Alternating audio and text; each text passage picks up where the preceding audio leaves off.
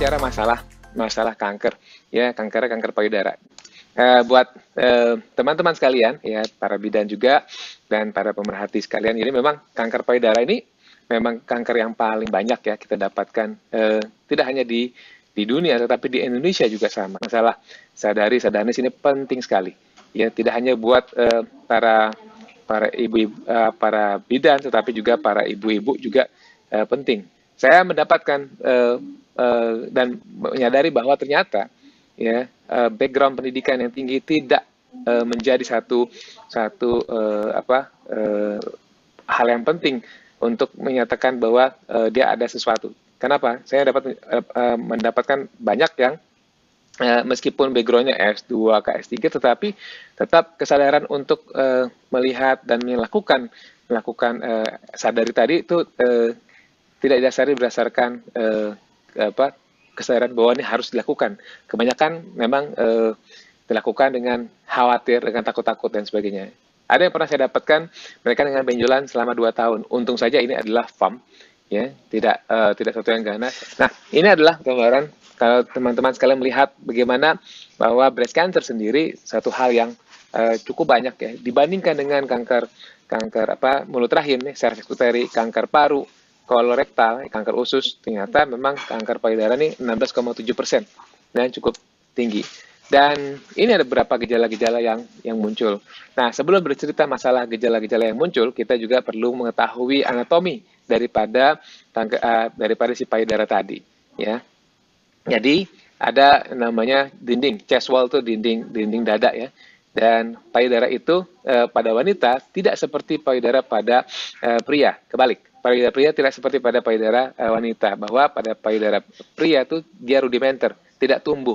Sedangkan pada wanita kita dapatkan ada berjaringan lemaknya, ada kelenjar susunya, dan ketika terjadi keganasan dia tidak akan jauh-jauh dari komposisi tersebut.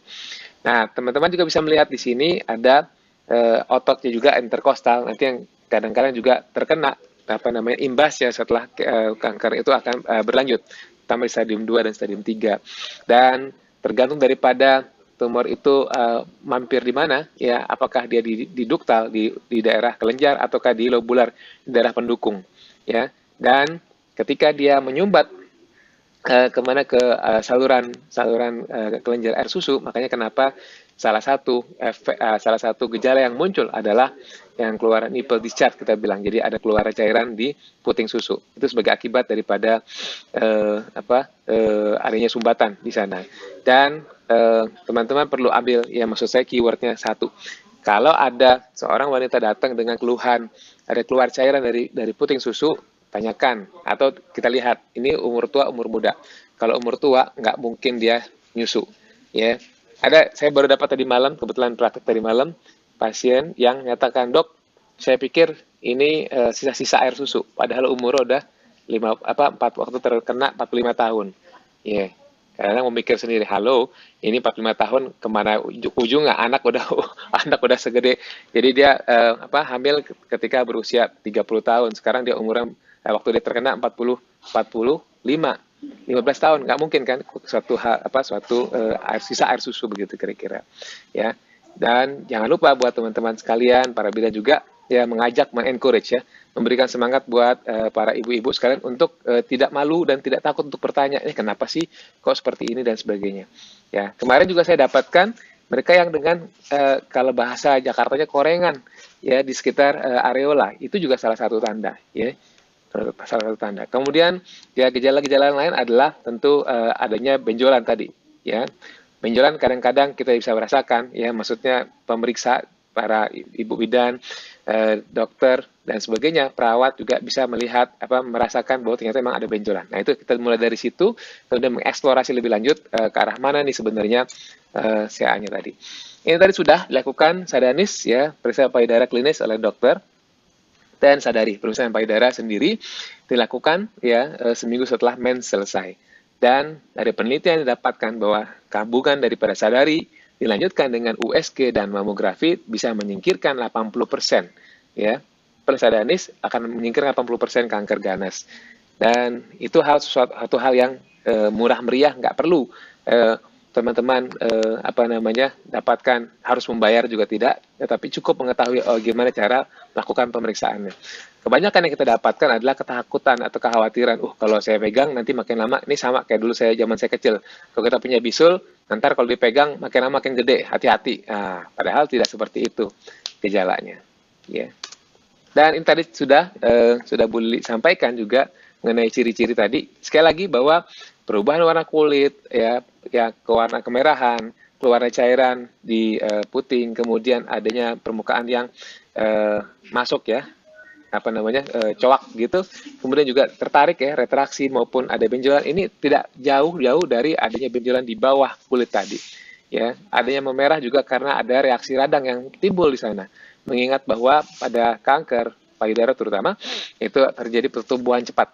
Ya, akibat pertumbuhan cepat tersebut menyebabkan dia benjolnya lebih besar, kemudian lama-lama juga akan menjadi nyeri, kemudian dia mendorong duktus atau saluran daripada kelenjar susu tadi, sehingga satu lagi perubahan warna kulit juga akibat daripada aktivitas yang begitu meningkat daripada si sel kanker tadi. Mohon maaf ini bahasanya bahasa asing, bahasa bule. Ya, pengobatan sebenarnya pada pasien-pasien dengan kanker payudara ini kita sudah masuk daripada gejala, sekarang kita masuk di pengobatan. Pengobatan yang perlu dilakukan setelah kita mengetahui baik dari USG dengan mamografi pada usia di atas 40 tahun adalah dengan melakukan biopsi ya. Jadi diagnostik. Jadi perjalanannya setelah mengetahui di USG, kemudian dilakukan pemeriksaan baik dengan FNAB ya, biopsi aspirasi jarum halus, kemudian yang kedua ataukah dengan melakukan pengambilan dengan biopsi eksisi namanya. Dan setelah diketahui ternyata kanker ganas, kita punya ada pengobatan lokal. Ya, teman-teman perlu tahu bahwa pengobatan lokal itu terdiri dari dua hal. Yang pertama adalah operasi, yang pertama ya, yang kedua itu adalah kalau lokal adalah radiasi. Jadi kapan lakukan pengobatan dengan operasi? Kebanyakan kasus-kasus kanker payudara stadium 1, 2, dan 3 dan beberapa stadium 4 dilakukan operasi lebih dahulu. Tujuan apa? Untuk mengangkat sebanyak mungkin massa tumor yang ganas tadi. Ya, tentu sudah melakukan biopsi sebelumnya. Dan kemudian lakukan tergantung daripada stadium. Kalau stadium masih stadium lokal 1, 2, kita mungkin akan lakukan radiasi saja. Beberapa mungkin juga melakukan kemoterapi bila tumornya besar, ya. Kemudian lakukan juga dengan kemo dan terapi hormon, ya bila hasil daripada pemeriksaan yang namanya imunohistokimia itu menunjukkan gambaran yang hormon yang positif, ya. Dan kemudian terapi-terapi yang lain adalah terapi sistemik, ya, dengan menggunakan obat-obatan, bisa juga dengan obat injeksi, ya, yang masukkan langsung ke dalam aliran darah. Dan ada beberapa terapi sistemik yang teman-teman ibu-ibu sekalian kenal. Ada kemo, kemudian yang terbaru ada imunoterapi, kemudian juga ada terapi endokrin, ya, hormon, dan terapi target. Tentu pada mereka dengan HER2 positif, kita juga sering mendengar mendapatkan obat trastuzumab, ya, karena ternyata pada mereka yang mendapatkan terapi target pada HER2 positif, seperti trastuzumab, itu memberikan survival yang lebih panjang dibandingkan dengan mereka yang tidak mendapatkan pengobatan trastuzumab tadi. Bagaimana kita caranya untuk memilih yang mana dok yang perlu diberikan? Apakah obat injeksi, apa oral aja, atau justru kemo aja, atau radiasi aja? Itu berdasarkan tadi stadium. Apakah stadiumnya sudah stadium dini atau stadium lanjut? Ya, tentu sesuai dengan namanya, ketika stadium dini, tentu kita melakukan operasi dan lakukan juga radiasi. Akan tetapi bila stadium sudah lanjut, tidak hanya di tempat di sekitar lapang payudara saja, tetapi ternyata sudah menyebar ke daerah lain, katakanlah misalnya ke hati, kemudian ke tulang, mungkin bisa dianjurkan untuk lakukan kemoterapi. Dan kemudian juga pengobatan juga didasarkan kepada subtipe molekular daripada apakah si pasien tersebut hasil pemeriksaan IHK-nya atau imunohistokimia menunjukkan gambaran hormon positif, baik estrogen maupun progesteron yang positif, ataukah mereka dengan HER2 positif. Jadi berdasarkan hal-hal tersebut, kita melakukan pengobatan. Itu dibilang subtipe molekular. Dan tentu juga pemilihan terapi juga tidak jauh-jauh dari usia si pasien. Ya, apakah kita akan melakukan kemoterapi atau tidak, tentu kita melihat usia si pasien. Kemudian yang kedua, performance status. Artinya, tentu teman-teman para dokter tidak akan melakukan kemoterapi yang berat kepada mereka dengan usia di atas 60 katakanlah yang frail. Frail itu maksudnya yang rentak. Jadi untuk duduk saja dia perlu dibantu dengan 2 orang. Nah ini perlu menjadi pertimbangan untuk tidak melakukan pengobatan yang berat-berat pada mereka tersebut. Kedua, status menopause. Ya, jadi pada mereka-mereka yang masih, kalau menurut guideline dari NCCN katakan bahwa pada mereka yang mana yang dikatakan sebagai menopause adalah mereka dengan usia 60 atau kedua mereka-mereka yang mengalami amenore yaitu tidak menstruasi yang disebabkan oleh bukan oleh pengobatan yang lain ya. Jadi bukan gara-gara kemoterapi. Karena pada kemoterapi akibat kemo menyebabkan terjadinya pseudomenopause kita bilang. Jadi bukan menopause yang sebenarnya. Ini penting ya, status menopause ini penting untuk pengobatan. Apakah kita akan berikan pengobatan untuk hormon terutama? Apakah kita memberikan obat tamoxifen atau non tamoxifen? Ya. Dan berdasarkan subtipe molekular tadi, Bapak Ibu sekalian, kita melakukan pemberian terapi. Ini ada HER2 positif, ada luminal B, luminal A. Ya teman-teman para bidan perlu sedikit ya, nice to know mengenai ini bahwa kalau luminal A adalah mereka dengan hormon yang positif, IRPR positif, lihat yang di biru ya, hormon positif, kemudian ini kebanyakan dia low grade, jadi survivalnya lebih tinggi, kemudian prognosisnya bagus, dan terapinya adalah dengan dengan hormon endokrin kita bilang. Kemudian yang kedua ada luminal B. Luminal B itu masih sama dengan dengan hormon yang positif, tetapi diselingi kadang-kadang dengan HER2 yang positif. Dan gambarannya ini mulai gambaran kalau dari derajat keganasan ya termasuk yang mulai ke arah high grade.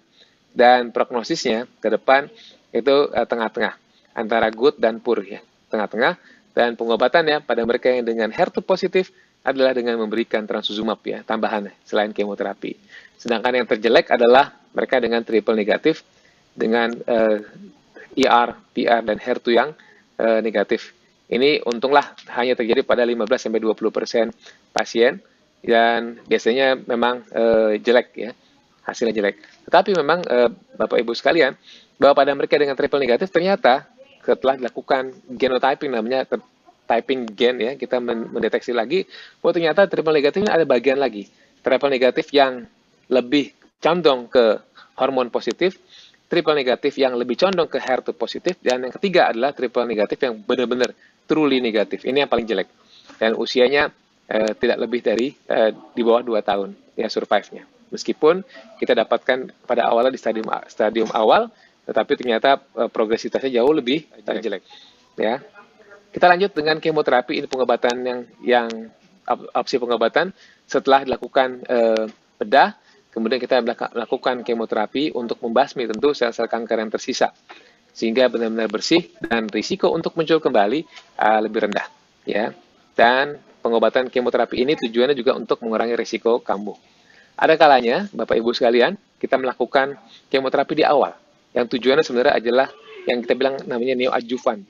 Tujuan adalah untuk mengecilkan sel tumor agar dapat diangkat. Tentu ada beberapa pertimbangan melakukan neoadjuvan tadi. Pertama tentu untuk bila kankernya besar ya, tumornya besar di atas 7,5 cm misalnya. Yang kedua dia menempel ke dinding dada. Jadi dokter akan melakukan kemoterapi lebih dahulu untuk membuat margin antara sel sehat dan sel sakit itu jelas ya, sehingga terdapat garis demarkasi, dan dengan demikian dokter bedah dapat melakukan operasi dengan baik tanpa perdarahan yang banyak. Kemoterapi juga dilakukan pada stadium lanjut ketika kanker sudah menyebar ke organ-organ lain, dan terutama untuk mereka dengan triple negatif tadi. Dan ini banyak obat-obatan ya Bapak Ibu yang kita gunakan seperti anthracycline regimen. Biasanya para penyintas yang sudah mendapatkan kemoterapi akan paling hafal. Ada obat kemoterapi yang warnanya merah jambu, ya. Kemudian juga ada taksan, ini yang bikin rontok rambut, ya, tapi tidak merontokkan harapan, ya karena akan tumbuh lagi. Cuman kalau mintanya tumbuhnya warnanya jadi bule, mohon maaf lahir batin, kita orang Indonesia pasti warna rambutnya pasti hitam lagi, ya paling nggak jadi putih. Kemudian ada obat cisclophosphamide, kemudian juga ada platinum regimen seperti cisplatin. yang digunakan, dan seringkali kita mendapatkan kombinasi kemoterapi 2 atau 3 obat kemo. Dan efek samping yang paling sering dialami memang sudah harus disampaikan kepada pasien adalah rambut rontok. Ya, tidak rontok di siklus pertama, mungkin di siklus kedua, ketiga. Ya, kadang-kadang saya suka memberikan sebenarnya encourage ya. Jadi kalau nggak suka tanya, dok kenapa rambut saya kok rontok? Ya, karena obatnya asli bu. Kalau obatnya palsu, mungkin nggak rontok gitu. Tapi kadang-kadang dipegang bener sama pasien. Sampai akhirnya ada juga obat-obat kemo yang tidak menyebabkan rontok rambut. Ya, kemudian dipakailah pernyataan saya tadi. Bu, kalau nggak rontok rambut berarti obat ibu palsu. Waduh, ini gawat ya. Ya, dokternya yang nanti kena apa namanya omel sama pasien. Efek-efek samping lain daripada kemoterapi tadi adalah perubahan kuku. Ya, teman-teman akan lihat diskolorasi ya, perubahan warna kuku jadi kehitaman atau coklat pada penggunaan doxorubicin regimen. Atau seperti selain warna kuku, kemudian juga kuku jadi belang-belang, atau kadang-kadang lepas ya. Kemudian efek kemoterapi juga menyebabkan sariawan, terutama ketika sel darah putih turun di hari-hari kelima, ketujuh setelah kemoterapi selesai. Dan terlebih lagi juga memang nafsu makan yang turun, kemudian mual muntah yang terjadi, sampai akhirnya melihat dokternya pun akhirnya muntah karena terdapat asosiasi longgar antara mual muntah dengan pemberian obat kemo oleh si dokter. Dan yang terpenting yang emergensi adalah ketika mulai hari ketiga sampai hari kelima pasca kemoterapi, di mana sel darah putih akan turun sekali. Dan disinilah letak keberhasilan bukan pengobatan tetapi keberhasilan untuk mengatasi ini. Itu berarti menandakan bahwa kita akan bisa melanjutkan ke kemoterapi kedua. Tetapi bila di hari ketiga, kelima ini tidak berhasil, berarti pasiennya akan drop dan kemungkinan siklus kemoterapi akan terlambat begitu. Dan ini akan berpengaruh terhadap kesuksesan daripada pengobatan tersebut. Ya, biasanya kita akan memberikan pengobatan dengan memberikan GCSF ya, atau growth factor, faktor pertumbuhan. Ini adalah efek-efek samping yang timbul pasca kemoterapi, baik dari mulai rontok rambut, kemudian perubahan kuku, ya, kemudian sariawan, hilang nafsu makan, mual muntah, diare, dan adanya penurunan produk sumsum tulang. Ya. Dan berikutnya, Bapak Ibu sekalian, kita juga mengenal ada yang namanya imunoterapi, ya, yang biasa kita pakai sebenarnya untuk membunuh sel kanker dengan cara mengaktifkan sel-sel di badan kita, ya, ada sel T dan sel B, ya. Ada obat-obatan seperti namanya pembrolizumab, atezolizumab. Imunoterapi ini meledak ya, maksudnya booming di masyarakat Amerika, terutama di tahun 2014 setelah mantan presiden Amerika Jimmy Carter yang menderita kanker kulit kemudian berhasil diterapi dengan menggunakan obat pembrolizumab tadi. Setelah itu kemudian FDA atau Badan POM-nya Amerika berturut-turut memberikan approval atau persetujuan untuk obat-obatan imunoterapi yang lain, sampai akhirnya menjadi 200 indikasi untuk pengobatan. Ini beberapa efek-efek samping yang timbul sebenarnya lebih ringan dibandingkan efek samping yang diterima pasien akibat kemoterapi. Namun efek kantong juga terjadi karena masih mahal, sehingga dan belum dapat di BPJS, sehingga kita menggunakan imunoterapi pada kasus-kasus yang selektif. Ini mekanismenya jadi dia menempel pada sel T, kemudian menghambat tempelan sel kanker ke sel imun tadi. Ini mekanisme prinsip kerjanya. Yang lain kemudian juga Bapak Ibu sekalian, ini ada obat endokrin, ya, terapi hormon untuk mereka dengan hormon positif, dan biasanya hormon negatif tidak akan respon dengan terapi endokrin.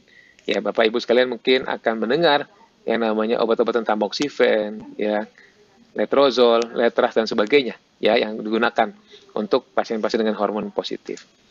Ini juga ada obat antiestrogen tamoxifen, ya, pada mereka yang pramenopause. Inilah gunanya kalau kita mengetahui seseorang itu sudah menopause atau belum. Karena tadi berhubungan dengan obat yang akan diberikan, ya, seperti tamoxifen. Kemudian juga ada aromatase inhibitor tadi, letras, letrozol dan sebagainya. Nah, pengobatan yang lain selain dengan obat kimia, bahan kimia, obat minum, ya, juga dilakukan dengan ovarian ablation, yaitu dengan menjadikan seseorang itu menjadi menopause dengan mengangkat atau lakukan ovarektomi, mengangkat ovarium. Hal ini terjadi secara irreversible, ya nggak balik lagi, dan efek samping tentu dari yang biasanya menstruasi, ya dari yang kulitnya kencang kemudian menjadi tidak menstruasi lagi, kemudian atau ya dengan arti kata menjadi menopause begitu. Terapi yang lain alternatifnya adalah dengan selain ovarian ablation juga ovarian suppression. Jadi menggunakan obat suntik untuk menekan pelepasan hormon luteinizing dan hormon follicle stimulate untuk mencegah supaya estrogennya nggak banyak. Ya. Kemudian ini juga ada terapi target dengan HER2. Ya. Ini biasanya kita berikan pada mereka yang hormon negatif dengan HER2 positif. HER2 atau Human Epidermal Receptor itu adalah faktor pertumbuhan yang bertanggung jawab terhadap perkembangan, pembelahan, dan perbaikan pada sel-sel. Dan biasanya kita berikan pada mereka yang dengan HER2 positif, pada mereka dengan luminal B atau HER2 overexpress.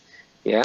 Obat-obat ini dapat menyebabkan terjadinya gangguan jantung, sehingga perlu dilakukan ekokardiografi sebelum melakukan sebelum melakukan pengobatan. Nah, ini adalah pemeriksaan untuk HER2, ada immunohistochemistry, histokimia, ini sekarang di-cover di BPJS, dan namanya FISH dari cover. Jadi, tujuan ada untuk melihat apakah pada mereka yang dengan kanker payudara yang hormon negatif atau hormon positif, HER2 positif, itu memiliki skornya sampai di 2+ atau lebih. Ya. Obat ini, obat antibodi monoklonal yang akan melekat di reseptor HER. Nah, dia masalahnya juga dapat mengganggu otot miokard ya, sehingga menyebabkan terjadinya kerusakan pada jantung yang bila dibiarkan dapat irreversible, nggak balik lagi. Ya, jadi perlu dilakukan pemeriksaan eko dahulu, ya fungsi jantung sebelum dilakukan pemberian obat. Ya, tadi ada juga obat yang pada mereka yang HER2 resistant, ya dilakukan pemberian pertuzumab, ya atau ada juga trastuzumab emtansine yang saat ini sudah ada. Nah, lanjut dengan stadium. Ada stadium di kanker pada stadium 0, 1, 2, 3, dan 4. 0 maksudnya hanya terbatas di daerah sekitar kelenjar air susu saja, kemudian belum mengalami invasif, dan biasa kita sebut dengan ductal carcinoma in situ, di CIS namanya. Ya. Kemudian juga ada CIS, lobular carcinoma in situ, ini untuk melihat bahwa ini yang satu berasal dari kelenjarnya, ductal, satu lagi dari jaringan sekitarnya, begitu kira-kira. Bagaimana dengan stadium 1 dan 3? Stadium 1, dia kecil, ya masih belum masuk ke getah bening, jadi masih lokal saja jangkauannya, dan ini biasanya kita lakukan pengobatan dengan operasi dan mungkin radiasi. Ya. Kemudian yang kedua adalah dengan mereka dengan stadium 2 yang lebih besar daripada stadium 1 dan sudah masuk ke daerah getah bening di lokal.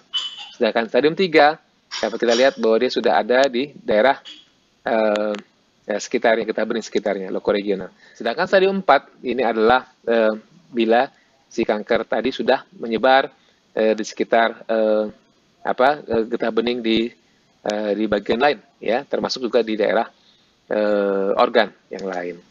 Ya. Nah, ada kalanya setelah pengobatan kemudian si kanker tadi muncul kembali, ya, apakah dalam hitungan bulan maupun tahun, yang kita bilang recurrent, ya.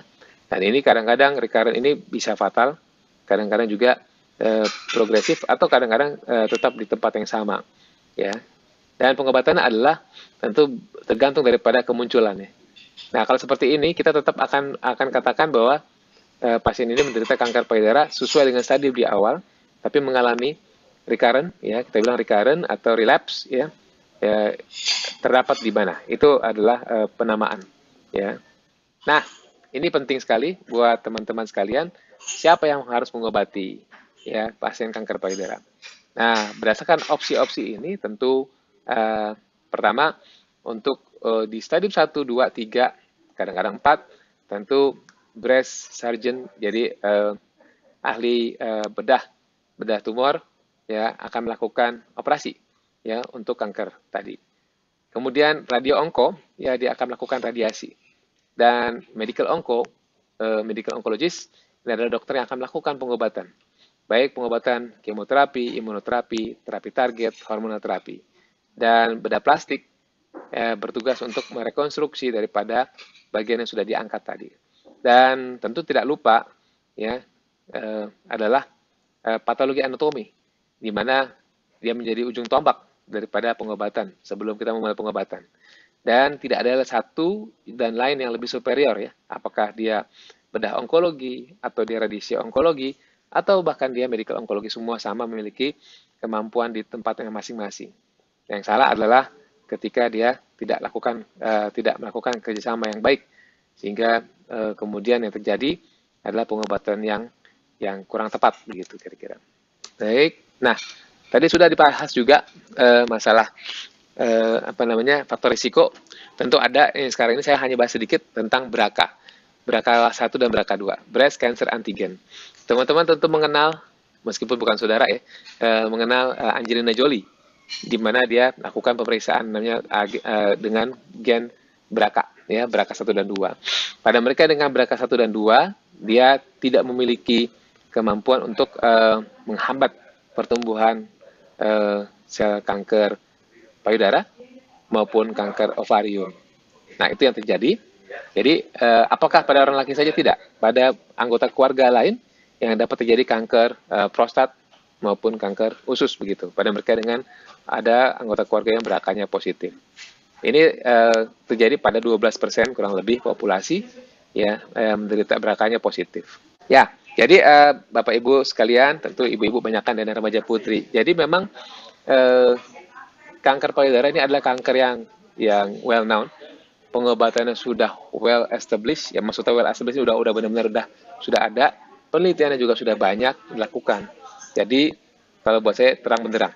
Dan buat teman-teman, ibu-ibu, remaja putri sekalian, ya rajin membaca, karena sudah banyak sekali publikasi buku-buku yang untuk orang awam mengenai kanker payudara tadi. Ya, terkadang saya sering mendapatkan ibu-ibu atau remaja putri yang ingin berobat ke rumah sakit tapi tidak tahu ini saya mesti kemana begitu kira-kira. Dan tadi sudah dipaparkan bagaimana mengetahui gejala dan tanda-tanda bahwa ini ada kanker, ada benjolan kanker payudara. Tadi ya pertama. Yang kedua, setelah mengetahui, kita lakukanlah pemeriksaan yang namanya sadari, ya kemudian sadari lakukan seminggu 10 hari setelah menstruasi selesai. Karena pada saat itu payudara sedang tidak dikontrol oleh hormon. Lanjut kemudian berikutnya dilakukan konsul dengan dokter. Ke dokter tadi untuk apa? Fungsinya untuk mengetahui benar nih atau tidak. Kemudian lakukan USG dan bila usia di atas 40 tahun dapat dikombinasi dengan mamografi. Bila dalam pemeriksaan USG dan mamografi tidak dapat menyimpulkan ya atau masih ada yang sumir, ya kita dapat melakukan banding dengan melakukan pemeriksaan yang namanya breast MRI payudara. Nah, setelah itu dokter bedah akan melakukan operasi ataukah biopsi insisi atau biopsi eksisi untuk mendapatkan spesimen dan pengobatan. Pengobatan sudah banyak yang dilakukan juga di cover di BPJS sehingga pada akhirnya yang diharapkan adalah early detection, ya deteksi dini, pengobatan dini sehingga survivalnya lebih baik. Dan tentu yang terakhir harapan saya bahwa kualitas hidup pasien-pasien dengan kanker payudara lebih baik, lebih bagus. Ya, makin mendengarkan, membaca tentu akan membuat Bapak Ibu, ya terutama ibu-ibu dan remaja putri kalau mendapatkan seperti ini tidak galau dan tidak tiba-tiba panik ya, menangis dan sebagainya. Hadapi, sabarkan, sampaikan tentang sadanis ini kepada teman-teman lain yang belum mengetahui. Baik, ini tentu pertanyaan semua orang ya. Masalah benjolan ini bahaya atau tidak? Terima kasih Mbak Maya. Jadi pertama, jadi satu, nama lain daripada benjolan adalah tumor. Ya kita mesti lebih familiar bahwa tumor itu ada tumor jinak ya. Tumor jinak ya tumor jinak, tetapi tumor ganas adalah kanker. Tumor jinak itu bisa berupa bisul, ya abses kita bilang, atau benjolan trauma karena kebentur, jatuh dan sebagainya gitu. Dan gambarannya sesuai dengan jenisnya. Jadi kalau tumor atau benjolan dia jinak itu satu, kebanyakan ada radangnya, jadi nyeri. Kedua ada kemerahannya begitu ya.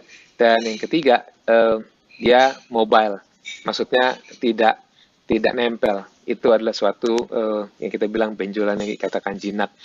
Tetapi kalau benjolan yang ceritanya ganas atau diduga ganas, kita akan mendapatkan benjolan itu aktif. Artinya aktif itu jadi cepat sekali untuk tumbuh.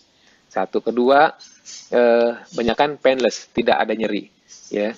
Kemudian yang ketiga, dia kadang-kadang nempel di dinding dada. Ini kalau ceritanya berhubungan dengan benjolan di payudara, itu yang dikatakan ganas, biasanya dia akan makin lama dia akan nempel. Nempel kemana? Ke dinding dada satu, ke daerah sekitarnya dua. Jadi sekitarnya itu maksudnya di jaringan lain. Nah ini cepat sekali tumbuhnya. Nah makanya kenapa dilakukan sadari adalah untuk melihat. Paling tidak kalau misalnya ibu-ibu sekalian atau bapak mendapatkan benjolan kemudian tidak mengetahui ini apa nih, silahkan ke dokter. Ya, lebih baik seperti itu.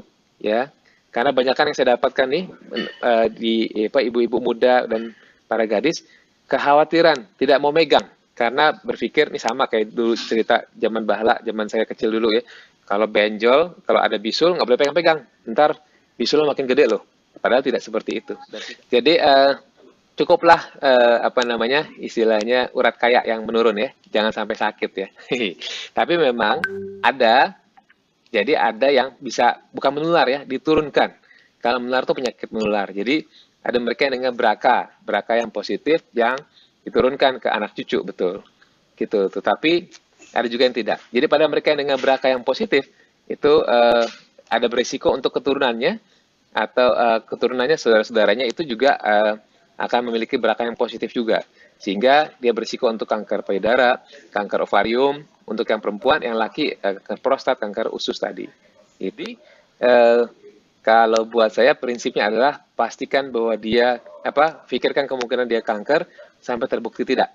Tadi makanya kenapa saya bahas sedikit mengenai anatomi, bahwa yang keluar dari duktal itu, dari saluran kelenjar air susu itu adalah satu, tentu air susu ASI ya yang keluar, bukan yang lain.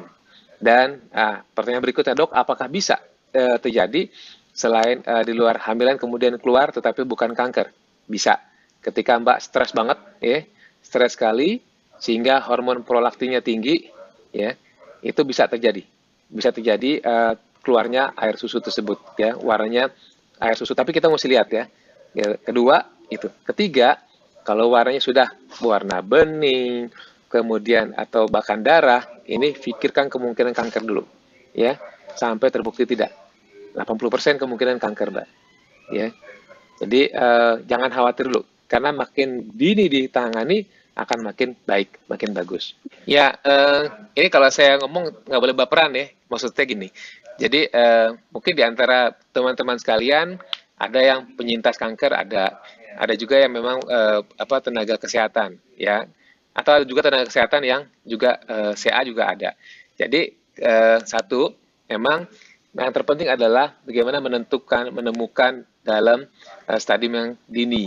Kenapa? Ketika stadium dini, tentu stadium 1, 80% dia bisa survive di 5 tahunan.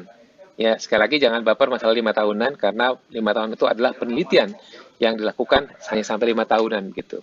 Kemudian stadium 2 turun ke 60%, stadium 3 ke 40%, dan stadium 4 20%. Kalau dibalik, stadium 4 20% itu berarti apa? Ketahanan si pasien hanya 1 tahun untuk setahun untuk survive. Kadang-kadang karena ini statistik juga ada yang bertanya, dok, kalau begitu kalau stadium 4-nya ada metanya 2 atau 3, berarti turunnya berapa bulan lagi? Berapa tahun lagi, dok? Udah nggak ada tahunan, itu bulan.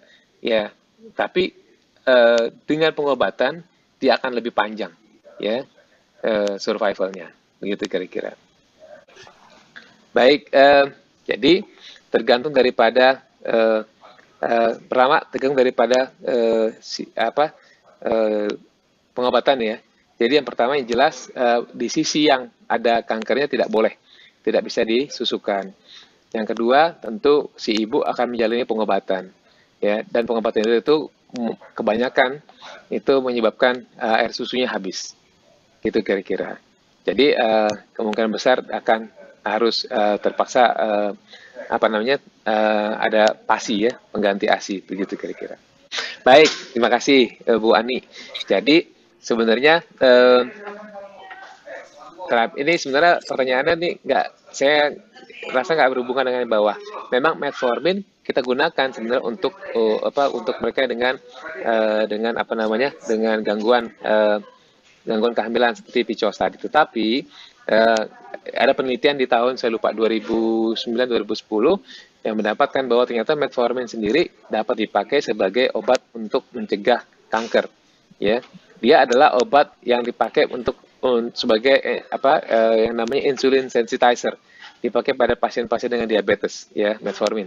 Ya, tetapi dia juga bisa digunakan pada kasus-kasus dengan keganasan yang ada gangguan insulin resistennya. Maksudnya si pasien ini, si penderita ini, dia juga ada mulai yang namanya toleransi glukosa terganggu. Apa fungsinya daripada metformin ini?